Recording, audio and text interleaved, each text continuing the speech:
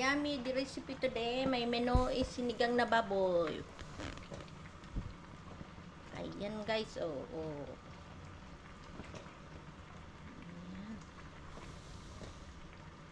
Luto nating sinigang na baboy, sinigang sa sampalok.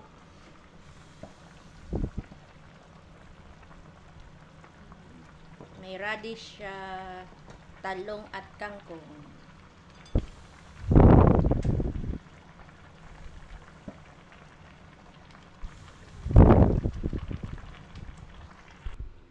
Ito siya guys, oh. Luto na ating sinigang sa sampalok.